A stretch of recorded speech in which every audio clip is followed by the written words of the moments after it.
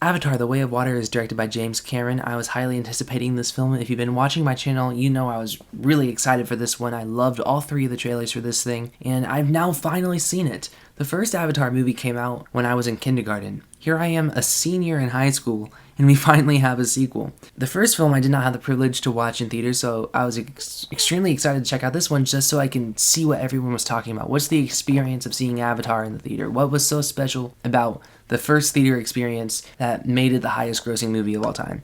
And now I have seen Avatar: The Way of Water in Dolby 3D, which is the way to see it, by the way. And I get it. It is a visual spectacle from beginning to end. It's the best looking movie I've ever seen, and I'm not exaggerating. Visually, it looks like the best. I cannot think of another movie that looks like this. I cannot think of a movie that looks better than this. This is the best looking movie ever. And if you say against that, sure, go ahead. But I don't think there will be another movie that isn't an Avatar sequel in the future that can top this, because it looks that good. The cinematography and the visuals, the VFX and the way they integrate it with the cinematography is just mind-blowing. It feels like you're actually there on location filming the Na'vi. And so it was so fascinating just to see this new part of this world, to see the underwater creatures, the underwater sequences, by the way. Incredible. The way they did motion capture underwater with the actors, it shows on screen. You can just see every detail on their face. You can see every pore on their face. You can see the water dripping down their head, their every strand of hair.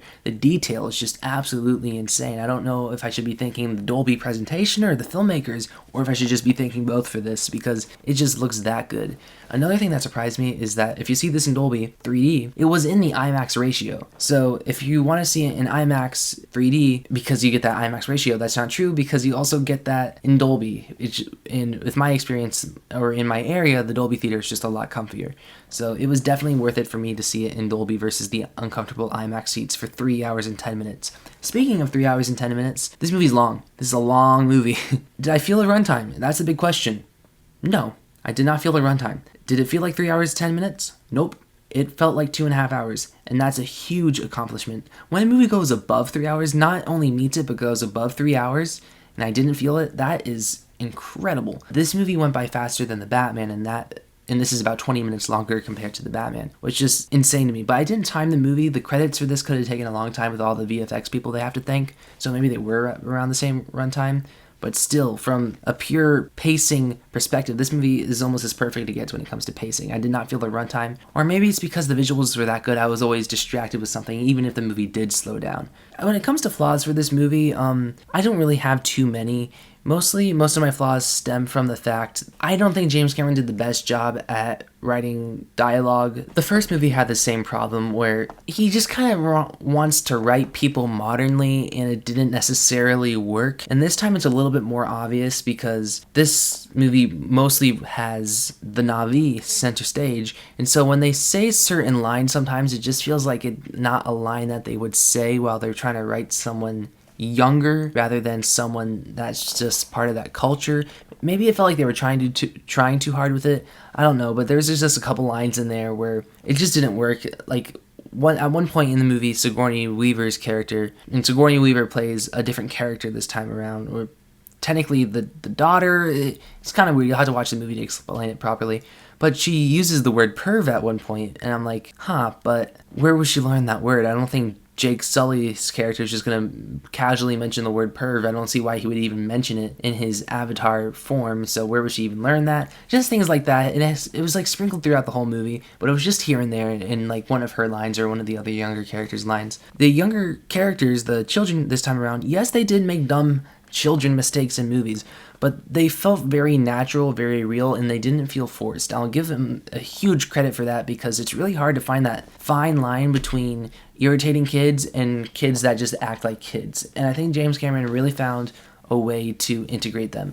And that also speaks a lot to the film's theme, because this is focused on father-son dynamics. Without spoiling it, I'll just say the writers must have really liked A Quiet Place Part 2, because there's some things on here that reminded me a lot of that. I'm not saying it ripped it off, because they probably filmed and wrote this before Quiet Place Part 2 was released. But there's a lot of things there that reminded me about the themes of that, particularly towards the end, and I thought it was really heartfelt, really well done, and felt authentic. The way that James Cameron, you can tell he tried and didn't always work out too well when it comes to writing these younger characters, but you can tell it came from something real, something that's close to him. And that's a whole other layer that I appreciated about this film. This film has some incredible action sequences, not just only from a visual standpoint, from an action sequence standpoint. There's so many cool, clever ideas that they do throughout this film, many jaw-dropping moments, things that I was surprised that they were able to get away with for a PG-13 film, but James Cameron does have that effect on the rating system where he just somehow gets his movies to be PG-13 with even some kind of graphic stuff in there, and this movie is no exception. It's not like a hard R-rated film that I think should be definitely rated R. There's just a couple moments where I'm like, dang, that's a little intense. And the first Avatar did have moments like that too. And another flaw that I had is that there was one point in the movie, or about a solid third into the movie, I was easily able to predict something that was going to happen at the end. And it wasn't like a easy to predict thing. It was something that they don't want you to predict, but I thought was easy to predict. I'm not going to say what it was, but there was one thing, I'm not going to say much about it. I was like, this is going to happen, and I guarantee you it's going to be that. And it happened at the end. It has to do with the way characters written. And I just thought it was very obvious. If you want to know, comment down below what you guys want to know. I'll flag it as spoilers, and you can see if you guys have seen the movie. There is a lot more layers to the villain this time around, even though it's the same villain as last time. But there's a lot more to it this time around because he's stuck in an avatar body. And it also leaned more into the themes of the film. And so it had a very good contrast to the hero, to the point where it wasn't polarizing each time you cut to the villain. Because there's many points throughout this movie where we do cut to the villain, and I found myself equally engaged, which is awesome. Because it's a 3-hour movie, and so we spent a lot of time with him. And I found a perfect balance between the two. The biggest problem I have with this movie is maybe the opening 15 minutes. For the opening 15 minutes, I was very unsure because there's a lot of voiceover, there's a lot of cutting through a lot of stuff really quickly to the point where I was like, oh my god, am I going to like this movie? I think what it was is they just cut a lot from the opening. I know this movie's already 3 hours, but I know a report just came out that the first cut of Avatar 3 is 9 hours long, which is not completely abnormal if the movie's going to be long anyway. I can just tell that some stuff was still cut out from this opening, so I feel like there's going to be an extended cut to this movie that will probably fill in the gaps for the opening of this movie, which I would love to see, but there's a lot of things this opening, I was like, why are we going through this so fast, where it's this montage after montage, and I was like, this is going by so quickly when we're having more Jake Sully voiceover. And that's another thing I think they did a little bit better in the first movie, the Jake Sully voiceover, because in the first movie he was doing video logs, and so that was kind of justified that way. And this movie immediately starts with voiceover, and it's like he doesn't really do the video logs anymore. There's less of it in this movie, but they just didn't handle it as well. And there's some voiceover where he explained something that was just explained, and I was just kind of like, I know, the movie just explained it for me. Though I'm just nitpicking at this point because this movie is a visual masterpiece. I was engaged. I liked the characters a lot more this time around. I was engaged with the action sequences. The themes really hit home. It moved so quickly, and I was fulfilled. It gave me everything I wanted out of an Avatar sequel, and it is a theater experience I will always remember. The 3D to this was incredible. It just felt like it was right there, particularly if there's a bow and arrow in the shot where they're getting ready to shoot it, and the arrow's like right in front of the camera. You're just like, okay, don't shoot me.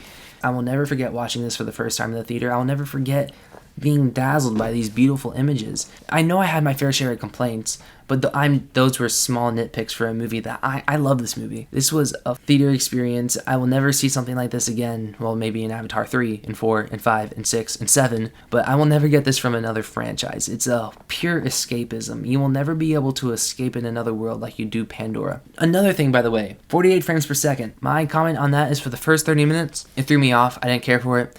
And then at one point I got over it, and then I was like, okay, I'm watching the movie now. I wasn't completely in love with it, but I got used to it and then appreciated it. That's my take on the 48 frames per second. There are a lot of shots in this movie that have still yet to be seen by the audiences, because I hope people don't think they showed the best shots in the trailer, because there's so many shots in this movie that I can think of at the top of my head that look stunning that wasn't even hinted at in the trailer.